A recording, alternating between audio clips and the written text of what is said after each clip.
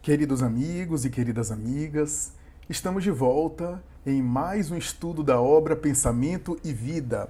A obra Pensamento e Vida é uma parceria entre o médium Chico Xavier e o espírito Emmanuel. No dia de hoje, iremos estudar o penúltimo capítulo dessa obra, o capítulo 29, capítulo que o autor espiritual intitula Morte. Portanto, é um capítulo que aborda a questão da morte. Lembrando uma coisa importante aqui, que sempre nós falamos, ou pelo menos na maioria das vezes nós falamos ao longo dos capítulos, o conceito de Emmanuel nesta obra, a partir do seu prefácio, é que esse livro é uma cartilha falada no mundo espiritual, portanto é um programa, uma espécie de curso oral no mundo espiritual que é ministrado aos candidatos que vão se reencarnar. Esse é o programa. Emmanuel converteu, transcreveu, transformou esse programa pedagógico em livro para nós, apresentando para nós os temas que são estudados, que são transmitidos, que são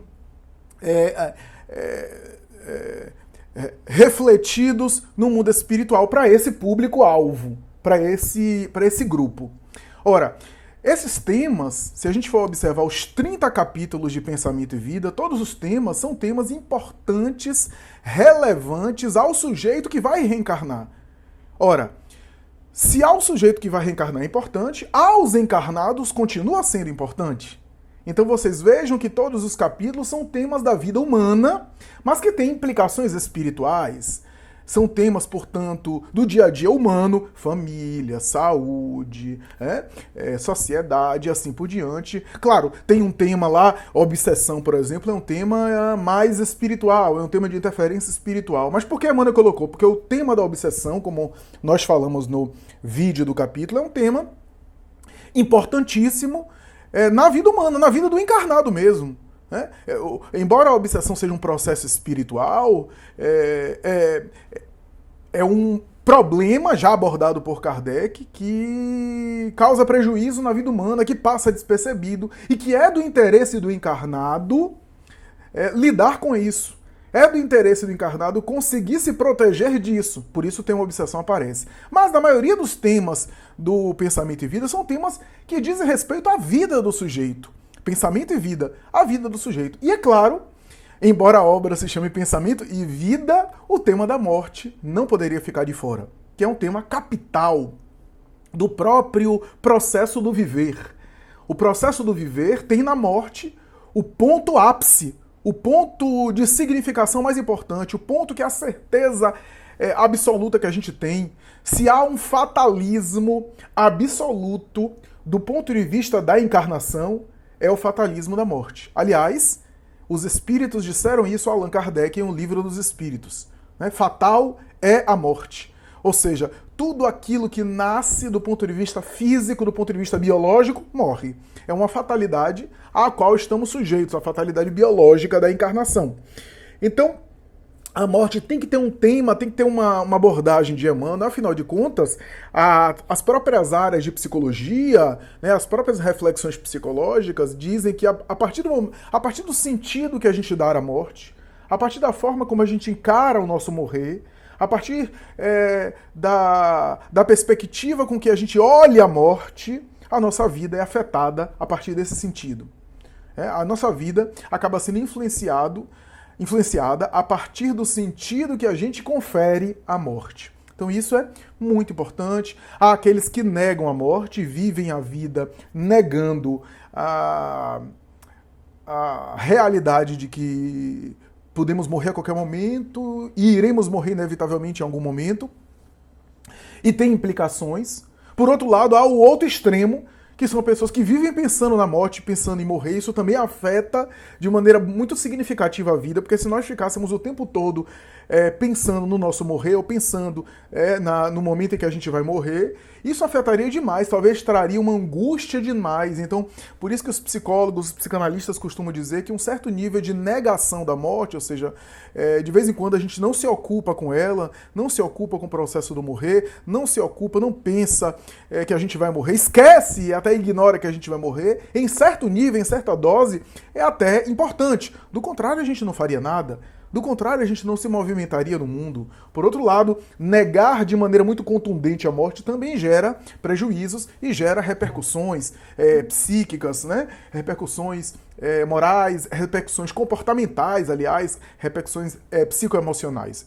Então, nós temos o tema da morte abordado por Emmanuel nesse capítulo 29, o penúltimo capítulo dessa obra, nesse tema importante que Emmanuel está trazendo. É importante aqui dizer, Emmanuel intitulou o capítulo Morte e não Desencarnação. Olha só, por quê?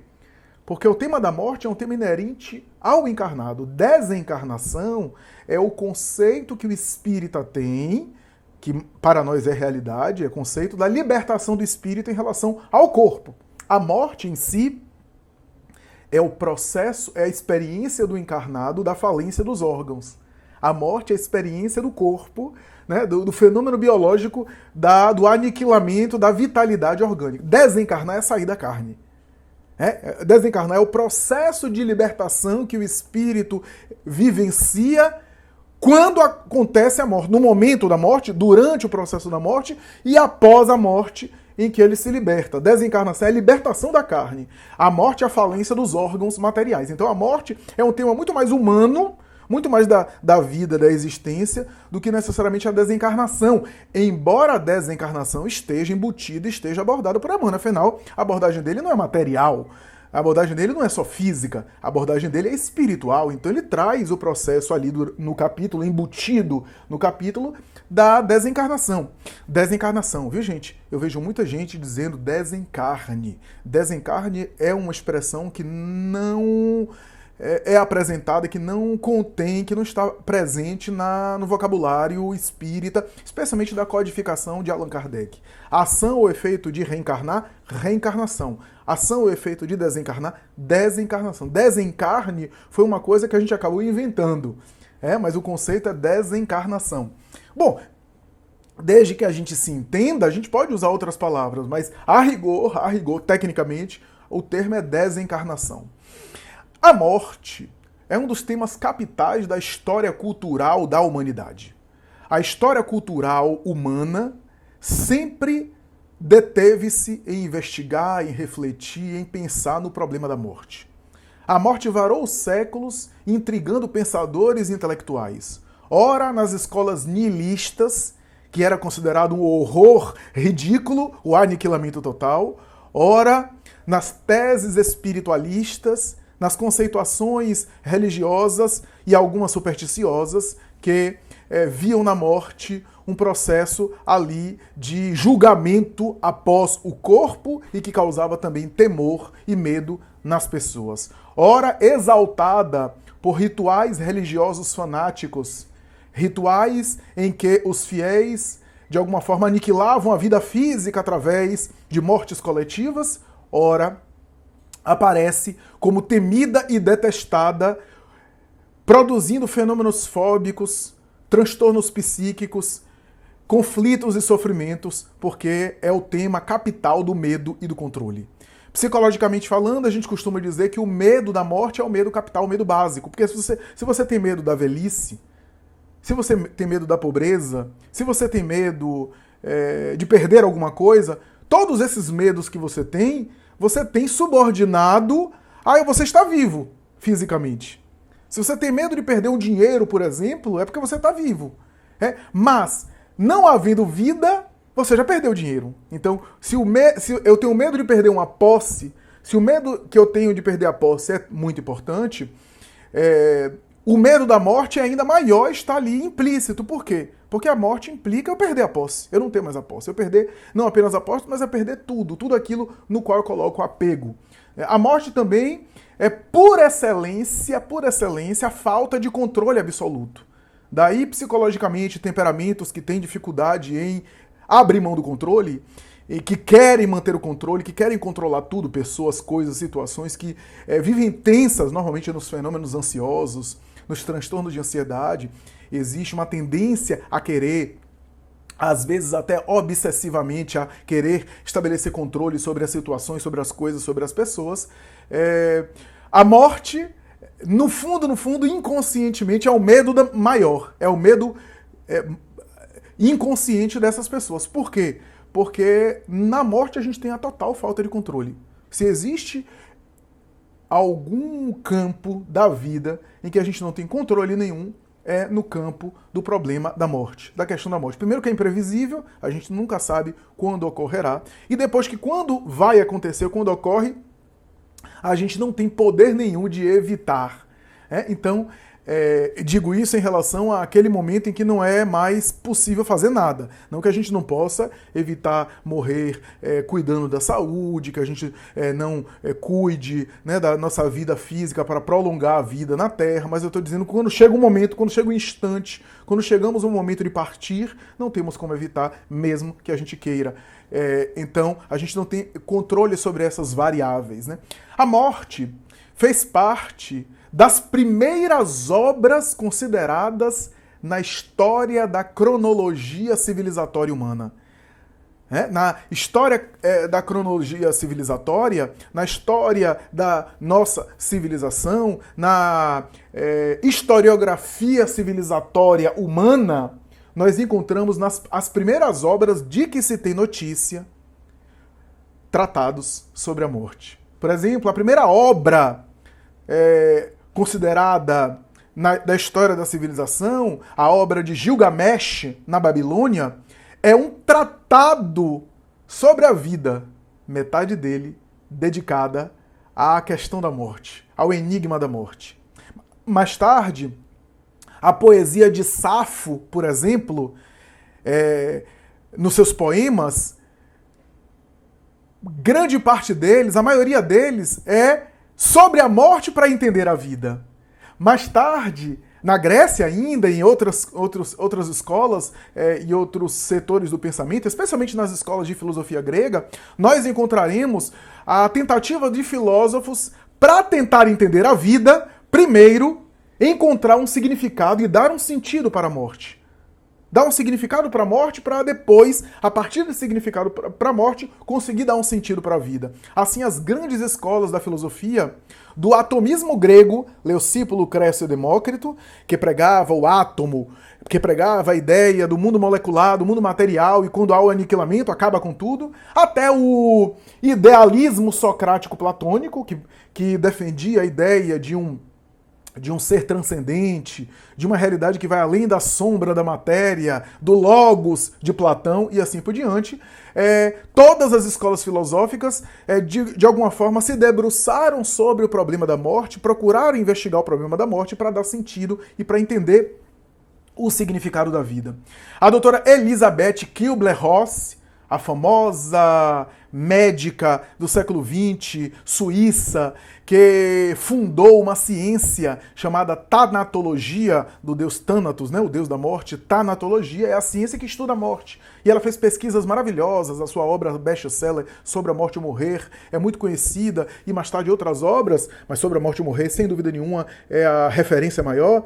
Elizabeth Kübler-Ross defende que nós tendemos a ter um tabu em relação à morte, a tratar a morte com tabu. Nós negamos a morte, fingimos que a morte não existe. Até nos rituais, até nas cerimônias fúnebres de sepultamento e assim por diante, nós mascaramos tudo, negamos, através de liturgias, para não lidar com o fenômeno da morte. Não conversamos, não dialogamos sobre o assunto. Temos uma certa angústia, um certo incômodo, um certo mal-estar quando vamos abordar o problema da morte, a questão da morte, como se a gente não falasse sobre o problema, como se a gente não falasse sobre o assunto deixasse de existir. Essa tendência nossa de negar, essa tendência nossa de rejeitar, de fazer de conta que não existe, produz conflitos, produz sofrimento, produz ansiedade, tensões sobre um tema que poderia ser melhor abordado, que poderia ser melhor falado, que as pessoas poderiam conversar mais a respeito, para lidar com ele de uma maneira mais natural. Afinal de contas, o fato, repito, de eu não pensar sobre ele, ou de eu não conversar sobre ele, não quer dizer que ele não exista e que não me cause angústia, mesmo eu fazendo de conta que ele não existe ou tentando fugir da sua realidade temática, fugir do seu tema, do seu assunto em termos de reflexão. O Espiritismo, afirma, aliás, o espírito Viana de Carvalho por Divaldo Franco, realizou o maior feito da história da filosofia. Matou a morte. Porque o Espiritismo, nessa concepção bonita de Viana de Carvalho, vem esclarecer que a morte não é o ponto final do processo existencial, mas é o ponto culminante da existência orgânica, onde as cadeias se rompem, mas que a vida não cessa. A vida continua. Há uma continuidade da vida. A morte não é o aniquilamento da vida, é o aniquilamento da existência física, mas não da vida. A morte não é o ponto final da vida, mas é um momento de continuidade da vida em dimensões diferentes, em estágio diferente, em vibrações muitas vezes mais sutis, em experiência. Então, em vez da morte ser o ponto final, é o ponto de acesso para a verdadeira vida. Essa é a ideia que o Espiritismo faz. Há uma continuidade. O Espiritismo demonstra aquilo que todas as doutrinas religiosas e algumas filosóficas disseram, mas não necessariamente conseguiram provar, que há uma continuidade. O Espiritismo demonstra, através do depoimento dos próprios seres imortais, dos seres espirituais que voltam para além da sepultura de lama, que volta para além do féretro de rituais, que volta para além das exéquias fúnebres, dos rituais de sepultamento, de cremação. O Espiritismo apresenta a continuidade da vida para além dessas realidades da dissolução, da putrefação, da cadaverização da matéria, onde a matéria se decompõe, mas o ser real se liberta, qual a lagarta, que pela estólise e histogênese liberta-se do casulo e voa-se, transformando-se em borboleta. O Espiritismo demonstra, portanto, que a morte é um passaporte para a vida, é uma continuidade. E também demonstra que morrer não altera de maneira substancial, de maneira significativa, de maneira na sua essência, a realidade do sujeito. Cada um desperta além do túmulo conforme foi adormecer. Cada um vai para além da vida física com a mesma bagagem, com as mesmas conquistas, com as mesmas realidades que cultivou até então. O processo da morte não altera a pessoa, nem em santo, nem em demônio. Cada um desperta após a morte com as suas paixões, com seus vícios e também com as suas virtudes, com as suas conquistas, com seus sentimentos nobres, com seus sentimentos elevados. A morte, portanto, não transforma, não opera uma transformação radical no sujeito. Apenas é uma espécie de experiência de mudança de estado vibratório para outro. É uma espécie de mudança de casa, sem mudança da pessoa. Como dizia Chico Xavier, a morte é uma mudança de casa, sem mudança, sem necessariamente mudança da pessoa. A morte é uma espécie de cirurgia de grande porte, como diz Joana de Ângeles. Quando a gente entra numa cirurgia, a gente faz a cirurgia de toma anestesia, então adormece pela anestesia, faz a cirurgia e depois quando acorda, a gente acorda sem saber que horas são, que dia é hoje, quanto tempo passou, quanto tempo eu fiquei, o que é que aconteceu, demorou muito, não demorou, quanto tempo eu estou aqui, aconteceu alguma complicação. Nós vamos recuperando a nossa consciência e vamos nos apropriando do que ocorreu enquanto estávamos na cirurgia. A morte é essa experiência, é uma espécie de cirurgia de grande porte. Claro que é de grande porte, porque é a cirurgia que tira o espírito do corpo. A morte é essa cirurgia de grande porte, que retira, que extrai o espírito do corpo. Então, o indivíduo entra na vida espiritual como se fosse um despertar. Ele vai se apropriando, ele vai se dando conta, ele vai perguntando, ele vai querendo saber quanto tempo ele passou sem consciência, quanto tempo ele está dormindo. Então, ele desperta nessa conjuntura, nessa situação, nessa significação. Razão pela qual Allan Kardec aborda o tema da perturbação espírita ou perturbação espiritual, Livro dos Espíritos. Mais tarde ele volta à questão em O Céu e o Inferno. A perturbação espírita ou perturbação espiritual não é necessariamente uma perturbação conforme nós entendemos no sentido que nós damos aqui. Até porque a obra no original é do francês, e se eu não me engano está turbação. Turbação tem a ver com modificação, com afetação, não necessariamente uma perturbação. Ou seja, a perturbação espírita é um processo do despertar do espírito após a morte, que varia de espírito para espírito a depender da sua condição evolutiva. Qual foi a perturbação de Bezerra de Menezes? Qual foi a perturbação de Francisco de Assis? Kardec vai dizer que todos passam pela perturbação espiritual. Então, vocês vejam que essa perturbação espiritual não é necessariamente uma perturbação como nós entendemos. Uma perturbação, me perdoe, a redundância é perturbada. Não necessariamente. Qual foi a perturbação que Francisco de Assis, que Bezerra de Menezes viveram? Um suave despertar.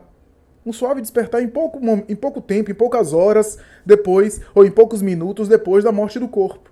Um leve despertar rápido e uma tomada de consciência tranquila. Varia de pessoa para pessoa. Esse processo de se dar conta que para alguns demora, a depender do apego com relação ao mundo material, o apego à vida física, o apego às coisas desse mundo pode se prolongar e o indivíduo passa às vezes horas, dias, semanas, meses, anos e até séculos. Que ele passa ali ainda nesse estado, que é uma espécie de nuvem, né? É uma espécie de sonho ou pesadelo. Quantas vezes você sonha e não sabe que está sonhando? Seja pesadelo, seja um sonho que não seja pesadelo.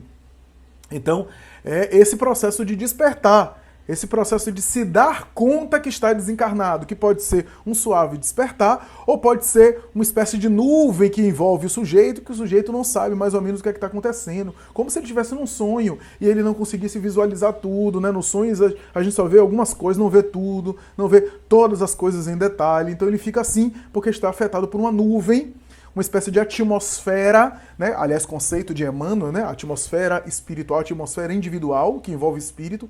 A morte, portanto, envolve o sujeito nesse estado. Então, há algumas perturbações que são suaves de despertar, outras que são um sono que se prolonga e a pessoa ainda desencarna convalescente, sentindo os reflexos das dores físicas que acometeu ele antes de morrer, uma espécie de repercussão, né? E ele sente ainda como se no corpo tivesse, outros ficam muito apegados à matéria, outros ficam para lá e para cá, vivendo a vida física como se estivessem ainda no corpo físico, frequentando a própria casa, sentando na mesma cadeira, né? Nessa ilusão de que estão ainda encarnados. Outros em casos mais sérios, a depender do tipo de vida que levaram, né? Se for uma vida muito egoísta, muito sensualista, uma vida de crimes, pode ficar preso ao cadáver, experimentando a decomposição material, a putrefação da matéria, experimentando ali as alterações celulares, as alterações materiais do corpo, sentindo nele mesmo, como se fosse nele mesmo, sentindo asfixia dentro do caixão, ou a alta temperatura do forno crematório, porque não importa muito com o que se faz com o corpo. Pouco importa o que se faz com o corpo, é o espírito que está ou ligado ali, preso psiquicamente, ou liberto, e aí também pouco importa. Então, ele experimenta por conta dessa... Aí é uma perturbação realmente perturbada. Então, depende de cada caso. Mas é óbvio que essa perturbação espiritual que Kardec vai considerar é uma espécie de tomada de consciência da vida espiritual. A consciência material se foi e a consciência espiritual vai nascendo. E o espírito vai se adaptando, da mesma forma que a gente se adaptou aqui na vida física, no processo de se apropriar do corpo, o corpo crescer, o corpo desenvolver, aprimorar, engatinhar, falar, se movimentar, aprender as coisas do mundo material, ambientar-se. Há um período de adaptação do espírito à vida espiritual. É natural.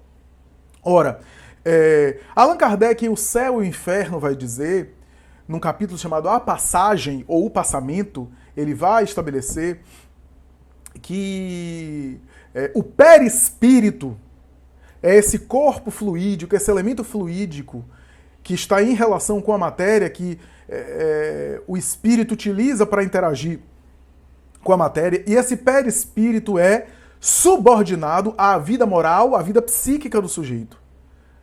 Ele é, como diz Joana de Ângeles, plástico, né? Ele recebe as impressões do espírito, a partir do tipo de vida que o espírito vivencia.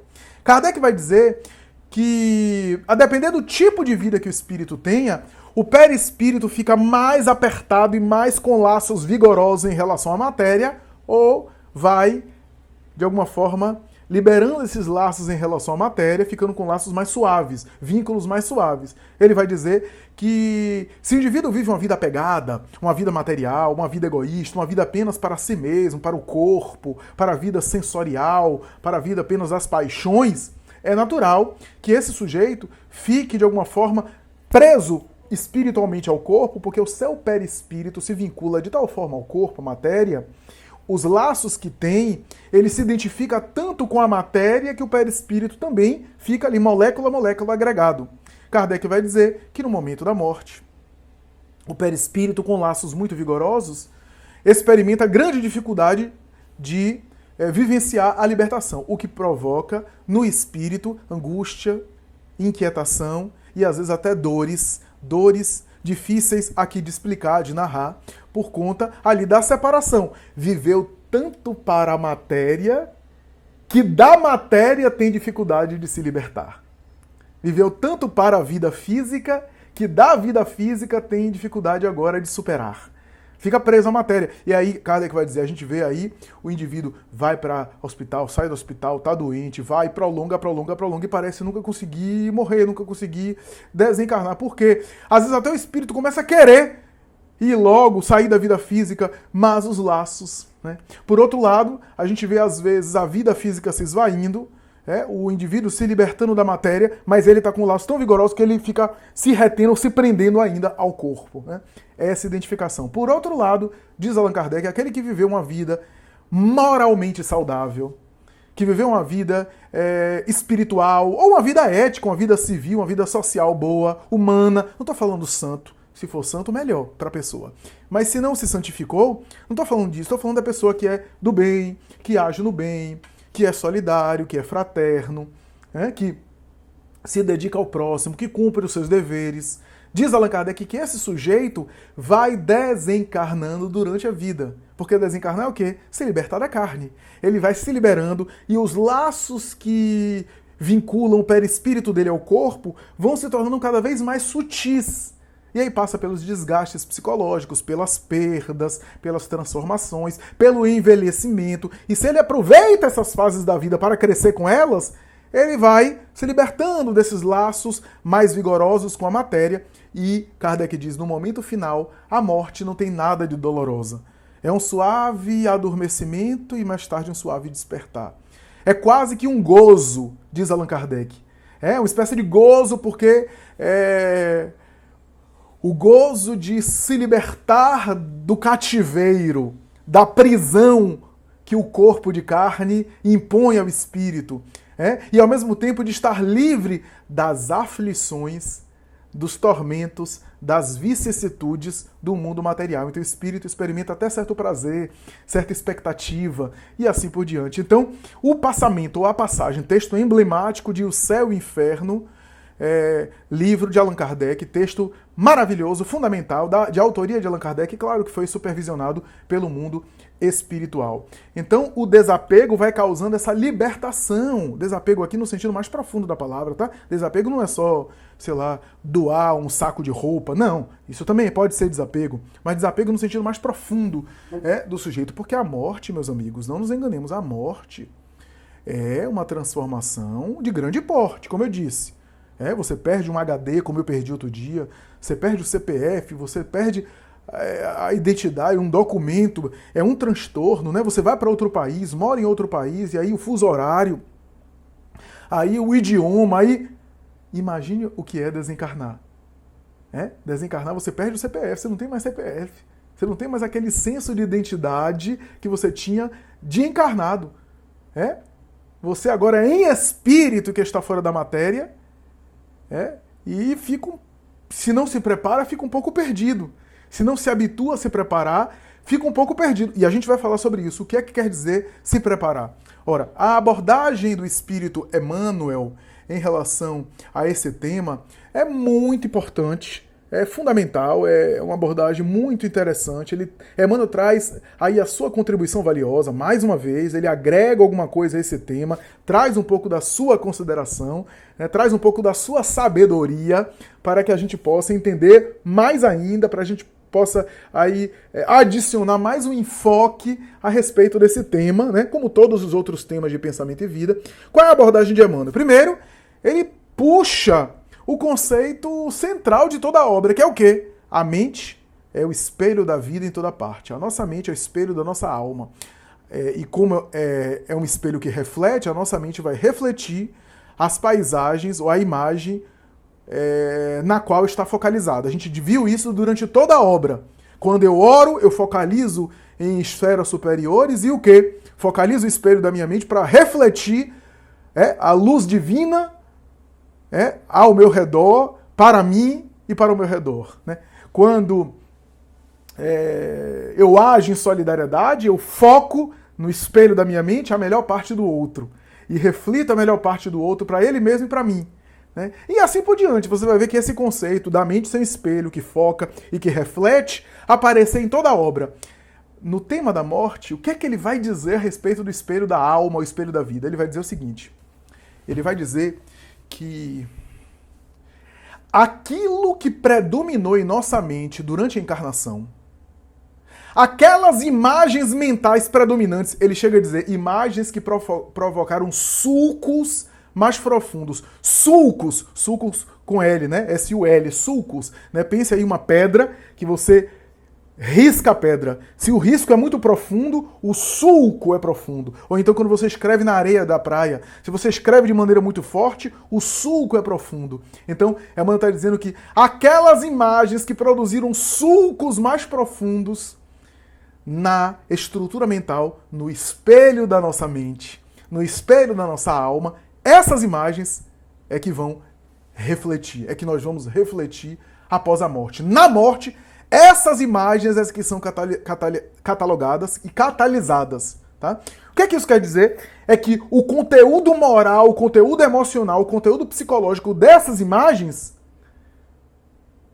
dizem respeito ao conteúdo das nossas preferências. É aquilo que a gente se comprazia. É aquilo que a gente escolheu alimentar. Veja bem, todos nós temos pensamentos ruins e podemos oscilar, pensar algo positivo, daqui a pouco pensa de maneira negativa. Por que a gente tem pensamentos negativos? Porque somos espíritos imperfeitos. Mas uma coisa é eu ter um pensamento negativo, eu pensar ruim e depois sair dele. Outra coisa é eu escolher alimentar aquele pensamento negativo. Eu escolher me fixar nele e permanecer nele. Quando eu escolho alimentar, aí já é um livre-arbítrio. Aí já é uma escolha minha. E claro, esse pensamento vai ser alimentado mais pelas nossas ações. Aquilo que a gente faz, aquilo que a gente realiza, aquilo que a gente produz em termos de ação, em termos de comportamento, aquilo é que vai predominar na nossa imagem mental. E essas ações é que vão fazer sulcos mais profundos. Olha só que interessante, que valioso aqui para a gente entender esse conceito. Então, imagens predominantes. Emmanuel vai dizer que essas imagens predominantes, esse conteúdo mental da nossa preferência, aquilo que está mais enraizado em nós, forma a atmosfera psíquica do desencarnado, do recém-desencarnado. Olha só, por isso que eu estou dizendo que a obra de Emmanuel, Pensamento e Vida, é uma obra que a gente quis estudar antes da coleção psicológica de Joana de Ângeles. Porque, veja, Emmanuel está abordando o tema A Passagem, o tema O Passamento, de Allan Kardec em Céu e Inferno, e os conceitos que a gente disse aqui, mas Allan Kardec examinava do ponto de vista espiritual. Emmanuel está examinando do ponto de vista interior, do ponto de vista psicológico, do ponto de vista subjetivo. Está confirmando Allan Kardec, mas trazendo para nós os dados daquilo que acontece por dentro da criatura, enquanto ocorre a desencarnação por fora, que Kardec já descreveu. Então, olha a beleza, a profundidade dessa reflexão, quando ele vai dizer o seguinte, que esses conteúdos predominantes, esses sulcos psíquicos em forma de imagem, vão formar a atmosfera psíquica do sujeito. E essa atmosfera psíquica com imagens vitalizadas é que vão, de alguma forma, dar a ele as primeiras impressões do mundo espiritual, no seu acesso ao mundo espiritual. É por isso que André Luiz ficou 8 anos no umbral, para lá e para cá. Não é? Ou seja, aquele umbral de André Luiz é resultado das suas criações, da sua atmosfera psíquica. Daí ninguém vai para o céu ou vai para o inferno. Carrega consigo o céu ou o inferno. Leva consigo o céu ou o inferno que carregam. Essa que carrega. Essa é a perspectiva, né? Esse é o mecanismo que ocorre do ponto de vista espiritual com o ser que desencarna. Imagens vitalizadas, atmosfera espiritual. Eu me lembro de André Luiz narrando um escritor que escrevia coisas de pornografia, coisas de deboche, coisas agressivas, imagens de terror, experiências as mais variadas de terror e de deboche, de coisas baixas. Ele escreveu, né? Descreveu isso a vida inteira. Ele escreveu sobre isso, criou obras, né? Produziu livros sobre isso. E quando ele desencarna, ele encontra os personagens da sua obra. Os personagens da sua literatura que ele escreveu vêm receber ele após a vida física. E ele fica horrorizado com aqueles personagens de terror, com aquelas criaturas dos livros dele. E André Luiz, então, fiquei surpreso e pergunta ao benfeitor do que se tratava, eram espíritos ali? E o benfeitor respondeu, não, trata-se das suas próprias criações psíquicas. No fundo, ele está encontrando-se com a própria consciência. Ele está encontrando-se consigo mesmo. Olha só que coisa importante, que coisa interessante aqui. E Emmanuel aborda isso aqui. Ele vai dizer que essa atmosfera que envolve o espírito após a morte, no início do processo dele entrar no mundo espiritual, causa as ideias às vezes confusas, ideias materiais, as preocupações da matéria que ele ainda não se libertou. E esse processo de se libertar mais cedo ou mais rápido tem a ver com as suas conquistas morais, com seus méritos, com o bem que ele fez.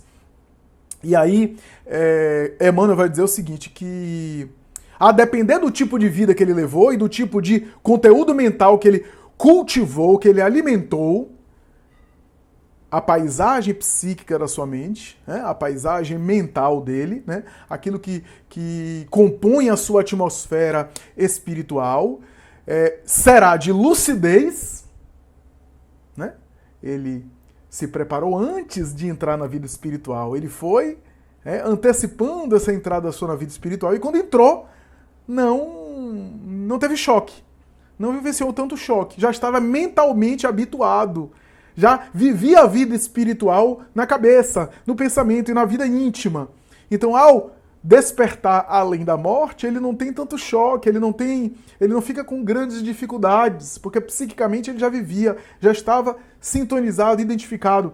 Mas, e aí ele é lúcido, ele tem uma lucidez da vida espiritual. Por outro lado, aqueles que cultivaram a vida material, que cultivaram apenas a vida material, apenas uma vida do ego, uma vida de gozo apenas, eles ficam numa alucinação. Emmanuel chega a dizer de uma alucinação, aquele processo, né, de ali imagens mentais, confusão, né? Ele até faz uma analogia, Emmanuel faz uma analogia com o sono. Ele vai dizer, durante o sono, muitas vezes, olha o que ele traz, uma informação importante.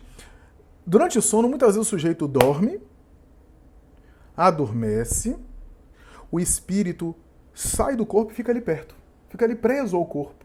E os sonhos que ele tem não são de viagens astrais. Muita gente acha que todo sonho que a gente tem é porque a gente viajou, fez uma peregrinação no planeta todo. Não. A maioria, diz Emmanuel, dos encarnados, e a maioria dos sonhos é o sujeito que fica ali perto do corpo e sonha com os reflexos psíquicos de si mesmo. O que é isso? Os sonhos inconscientes. Os sonhos do mundo inconsciente. Os sonhos freudianos. Os sonhos da psicanálise, que são conteúdos inconscientes que são liberados. Né? Reflexos de si mesmo, vai dizer Emmanuel. Né? As suas reflexões. E os reflexos quase sempre inferiores. Né? Então o espírito fica ali, preso ao corpo. Aliás, aqui uma coisa interessante que é Joana de Anjos quem aborda. Joana de Anjos vai dizer que toda vez que a gente dorme, a gente treina para a morte. Porque o sono é uma libertação parcial. A morte vai ser uma libertação total. Então toda noite a gente treina para a morte. Ela chama o sono de treinamento para a morte. Toda noite a gente faz um exercício nesse sentido. Então, mas Emmanuel utiliza a metáfora do sonho para dizer, da mesma forma que no desprendimento do sono o espírito fica ali preso à matéria, com reflexos de si mesmo, da mesma forma, grande parte dos desencarnados, o corpo morre, se libera da matéria, mas fica ali preso. Preso à atmosfera física, preso à realidade física, vivendo o que, Flávio? Vivendo os reflexos de si mesmo. Vivendo as irradiações e as imagens da sua atmosfera psíquica, os seus reflexos psíquicos, que ele produz ali em forma de cenas, de imagens que ele vê e que nada mais são do que conteúdos dele mesmo, né? São a sua substância mental, como diz Emmanuel, substância mental. E aí Emmanuel entra por uma consideração que eu acho que é o ponto alto do capítulo, quando ele fala sobre o hábito. Ele vai dizer que tudo na vida de evolução do espírito, particularmente a evolução que o espírito vivencia aqui na encarnação, tem a ver com a aquisição de hábito. Olha que coisa importante. A aquisição de hábito, o que significa dizer que a evolução verdadeira do espírito, se está associado, atrelado a hábito, está associado a repetições de ações. Repetições de padrão. Olha a importância do capítulo hábito, que a gente abordou isso em vídeos anteriores, no Pensamento e Vida. O Pensamento e Vida, a obra de Emmanuel, essa obra que estamos estudando, tem um capítulo sobre hábito. Então ele vai dizer que tudo na evolução do espírito, qualquer conquista evolutiva do espírito tem a ver com hábitos. Com hábitos. Por isso que o hábito é tão difícil, porque fazer uma coisa é fácil, mas fazer aquela coisa a ponto de adquirir um hábito e automatizar é outra coisa. É muito difícil. Exige mais, porque exige dedicação. Exige abnegação com qualquer coisa, seja um hábito intelectual, seja um hábito espiritual, moral. Ora, mas por que ele vai falar isso? Porque ele vai fazer uma metáfora da morte, utilizando a metáfora da educação, da pedagogia. Ele vai dizer que as classes escolares, na escola, na faculdade, nos cursos em geral, pós-graduação, etc., na carreira acadêmica, de maneira geral, na cadeira da educação, né? na carreira da educação, as classes, e aí você pode pensar classes, tanto as séries da escola convencional, como os cursos de graduação variados, né, em uma universidade. As classes, diz Emmanuel, cada uma delas convida a uma aprendizagem específica, na qual o aluno ali inserido precisa assimilar o aprendizado através do hábito.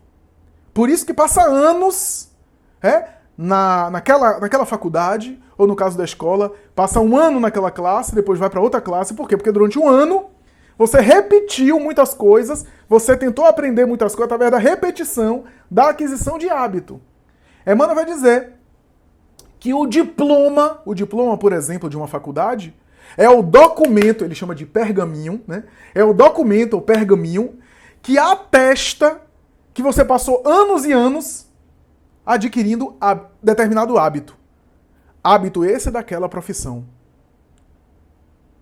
E o hábito é que atesta que você aprendeu. Então, no fundo, o diploma é um pergaminho, é um documento que atesta que você aprendeu, mas atesta que você aprendeu porque diz para a comunidade, diz para a sociedade, diz para todos nós que você passou não sei quantos anos exercitando, treinando determinados hábitos daquela profissão. Para aprender e apreender com 2 S, e aprender, ou seja, assimilar, internalizar o repertório daquela profissão.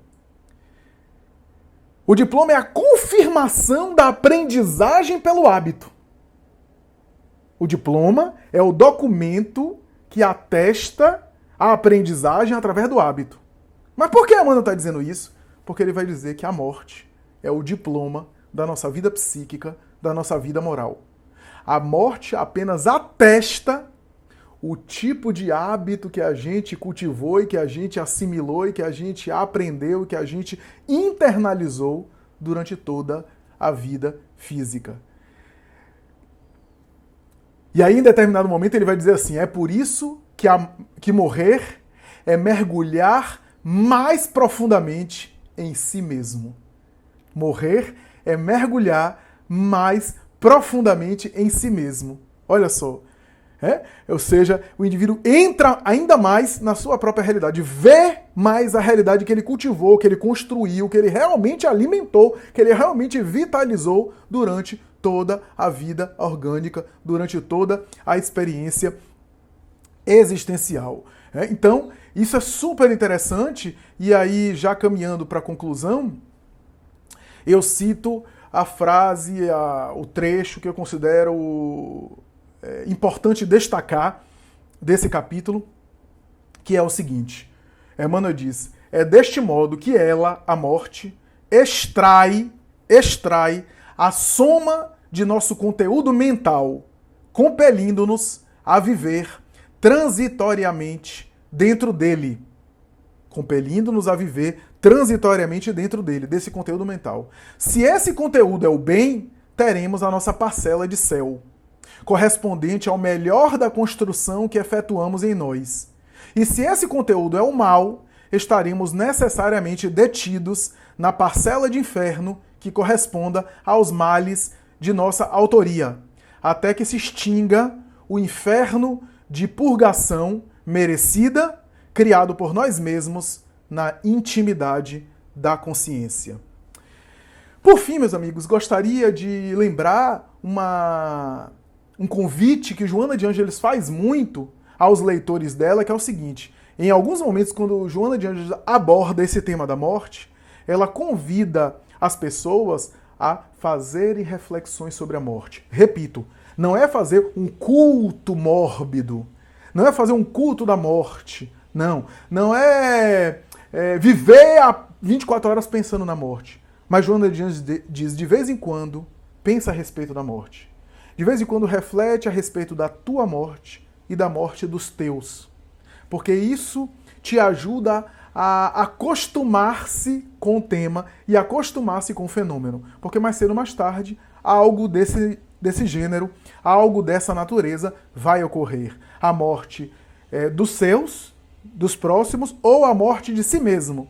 É necessário que você reflexione, que você pense, de que de vez em quando você reflita. Se te dá angústia, se te dá mal-estar, é sinal que esse tema ainda não está claro para você. É necessário você treinar mais, é necessário que você, de vez em quando, volte a ele, até você se habituar, até você se adaptar, até você se acostumar mais com o tema. Se não consegue fazer sozinho, busque o auxílio de um terapeuta, de um psicoterapeuta, de uma especialista que possa te ajudar nessas questões psíquicas emocionais. Mas não deixe de vez em quando refletir sobre a temática da morte, refletir sobre o tema da morte, preparar-se psiquicamente para a morte e aí se habituando com a ideia, aí refletindo com a ideia. E Joana vai dizer: porque se tu desencarnares antes, chegarás no mundo espiritual já habituado, mais treinado, e não experimentarás tantos choques, não experimentarás tanta surpresa, não experimentarás tanto pavor, não estarás despreparado emocionalmente para enfrentar a experiência.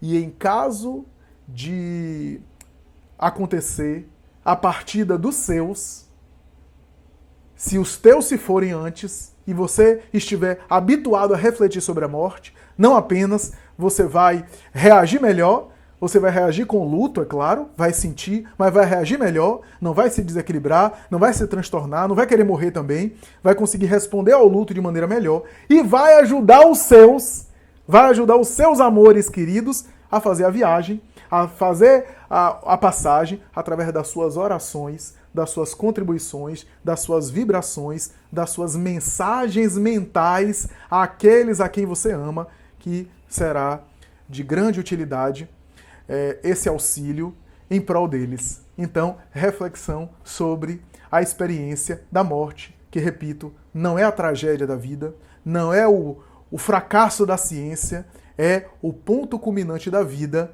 em que a vida se transforma e que nós passamos para a vida verdadeira, a vida legítima, a vida permanente, que é a vida espiritual. É isso, meus amigos. Espero que vocês tenham gostado. Esse é o capítulo 29 do livro Pensamento e Vida, penúltimo capítulo da obra Pensamento e Vida. Espero que vocês tenham gostado e até a próxima, se Deus quiser. Muita paz.